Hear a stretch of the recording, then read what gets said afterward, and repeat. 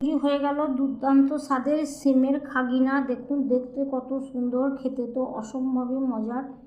অবশ্যই একবার এই রমজানের এই স্পেশাল আইটেমটি ট্রাই করুন। এটা আপনারা ভাত, রুটি, পরোটা দিয়ে খেতে পারবেন। সন্ধ্যায় ইফতারে পরোটা লুচির সঙ্গেও খেতে পারবেন, গরম ভাতের সাথেও খেতে পারবেন। আপনাদের যেটা দিয়ে ইচ্ছে করবে সেটা দিয়ে আপনারা খেতে পারবেন। আজকে আমার এই সিমের খাগিনাটা যদি ভালো লেগে থাকে অবশ্যই আমার চ্যানেলটিকে সাবস্ক্রাইব করবেন আর আমার পাশে থাকবেন। বেশি বেশি করে বন্ধুবান্ধবদের মধ্যে শেয়ার করে দিবেন আর প্রথম থেকে শেষ পর্যন্ত দেখবেন। আজকের মতো আসি, আবার দেখা হবে নতুন একটা রেসিপি নিয়ে। আল্লাহ হাফিজ। আসসালামু আলাইকুম, রূপা রান্নাঘরে সবাইকে জানাই স্বাগত। আজকে আমি রান্না করব সিমের খাগিনা, একটা নতুন আইটেম। রমজানে সারাদিন রোজা রেখে কিছু খেতে ইচ্ছে করে না, একটু নতুন কিছু আইটেম হলে মুখের স্বাদটাও ফিরিয়ে দেবে জিভে। সেই জন্য আমি প্রথমে আজকে সিম নিয়েছি। সিমের ভালো করে ধুয়ে পরিষ্কার বেছে ধুয়ে ভালো করে পরিষ্কার করে নিয়েছি। হাঁড়িতে জল দিয়েছি, জল ফুটছে।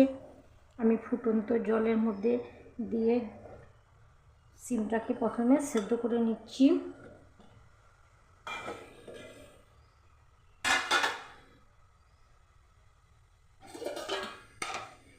আমি ঢাকনা দিয়ে ঢেকে সিমটাকে সেদ্ধ করে নেব। এবার আমার সিম সেদ্ধ হয়ে গেছে। এবার আমি জল ঝরিয়ে সিমটাকে ঠান্ডা করে নেব। ভালো করে ঠান্ডা করে গ্রাইন্ডারের মধ্যে নিয়েছি, মিক্সি গ্রাইন্ডারে বেটে নেব। আমি বীজগুলো সমেতই করব, আপনারা যদি ইচ্ছে করেন বীজগুলোকে ফেলে দিতে পারেন। আমাকে বীজটা খেতে খুব ভালো লাগে, সেই জন্য আমি বীজটা ফেলবো না। আমি বীজটা সমেতই এই খাগিনাটা তৈরি করব। আমি এবার গ্রাইন্ডারে একটু ভালো করে দিয়ে বেটে নিচ্ছি। আমি খুব সুন্দর করে পেস্ট করে নিলাম। দেখুন খুব সুন্দর করে এইভাবে পেস্ট করে নিতে হবে। আপনারা চাইলে সিলেও করে নিতে পারেন। কড়াইয়ে দিয়েছি পরিমাণ মতো তেল। এখানে আমি নিয়েছি একটা ডিম। প্রথমে ডিমটাকে আমি ভেজে নেব।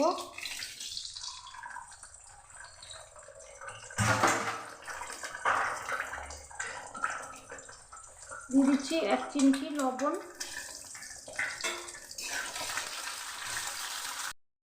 আর কড়াইয়ের মধ্যে দিয়েছি আর একটু তেল, সরষের তেল। আমি সরষের তেলে রান্নাটা করব। দিয়ে দিচ্ছি কিছু কালো জিরে,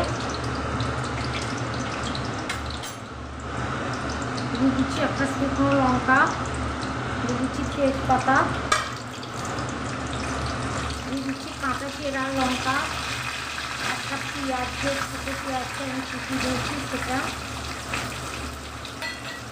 লাল করে একটু ভেজে নিচ্ছি।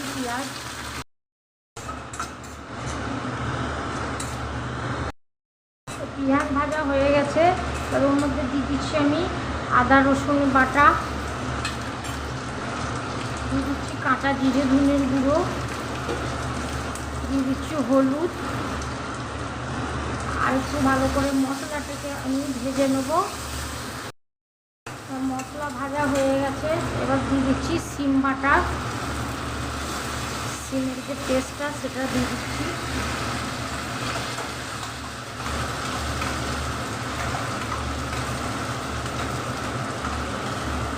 বাটিটা ধুয়ে আমি একটু জল দিয়ে দিচ্ছি।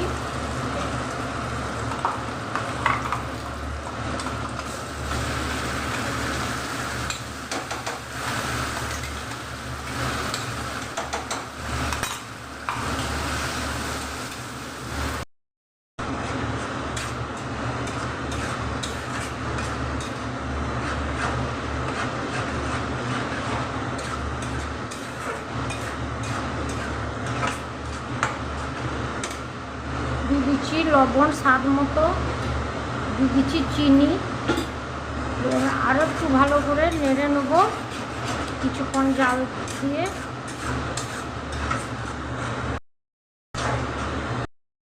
দিয়েছি ভেজে রাখা ডিম, স্বাদ মতো নুন চিনি দিয়ে আর কিছুক্ষণ ভেজে নেব।